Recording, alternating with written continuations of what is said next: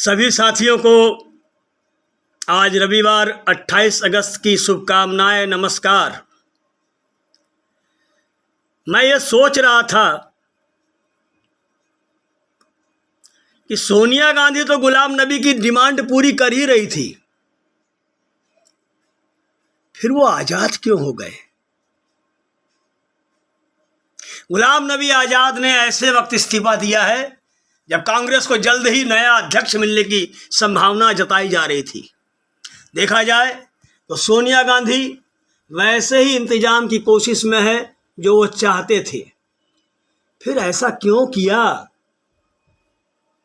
गुलाम नबी आजाद के नए खत का मजमून भी G23 की चिट्ठी जैसा ही लगता है।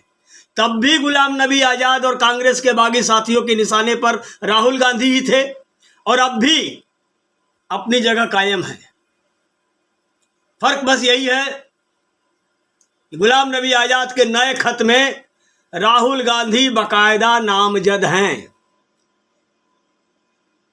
सोनिया गांधी को संबंधित चिट्ठी में, पिछली चिट्ठी में गुलाम नबी आजाद ने एक लाइन लिखी थी जो राहुल गांधी का कैरेक्टर स्केच लग रहा था।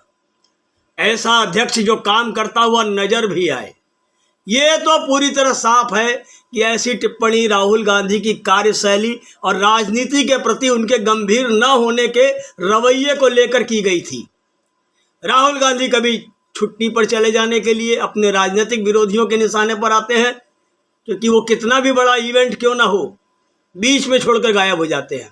हालांकि वो खुद भी राहुल गांधी साफ कर चुके हैं कि न तो सत्ता में उनकी दिलचस्पी है और ना ही राजनीति में। और इस प्रसंग में जिक्र करने वाली बात यह भी है कि राहुल गांधी अब भी कांग्रेस अध्यक्ष फिर से बनने को तैयार नहीं है।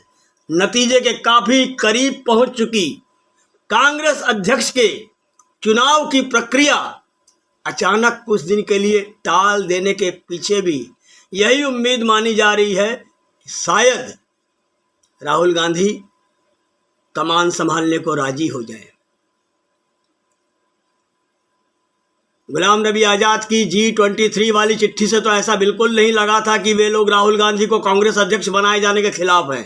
तब के बागी कांग्रेस नेता तो बस कांग्रेस के लिए एक स्थायी अध्यक्ष चाहते थे, जहां जरूरी मसलों की सुनवाई हो सके और जो जरूरत के हिसाब से वक्त रहते फैसले ले सके। कपिल सिब्बल और उनके पहले कांग्रेस छोड़ने वाले नेताओं की निराशा तो समझ में आती है। जब उनको लगा कि कांग्रेस में ना तो उनकी कोई कदर है और ना ही बेइज्जत होकर भी वो कांग्रेस के भले के लिए कुछ सोचे तो उसको अहमियत मिलने वाली है। जब उम्मीद की कोई किरण कहीं नजर नहीं आई तो वे छोड़कर चले गए। लेकिन गुलाम नबी आजाद तो सामने देख रहे थे कि कांग्रेस के लिए स्थायी अध्यक्ष के लिए चुनाव प्रक्रिया समय पर खत्म करने का प्रयास चल रहा है। अब तो ये भी लगता है कि कांग्रेस को गुलाम नबी आजाद के कदम की किसी तरह से भनक लग गई थी, इसलिए कांग्रेस अध्यक्ष की चुनाव प्रक्रिया शुभ मुहूर्त के नाम पर कुछ दिन के लिए होल्ड कर ली गई है। सवाल ये है, क्या गुलाम नबी आजाद कांग्रेस अध्यक्ष के चुनाव के नाम पर चल रही कवायद से इत्तेफाक नहीं रख पा रहे थे? ये सवाल इसलिए भी क्योंकि कांग्रेस अध्यक्ष के चुनाव को गुलाम नबी आजाद ने कठपुतली की तलाश करार दिया है। कहीं गुलाम नबी आजाद के मन में खुद कांग्रेस अध्यक्ष बनने की कोई ख्वाहिश तो नहीं थी?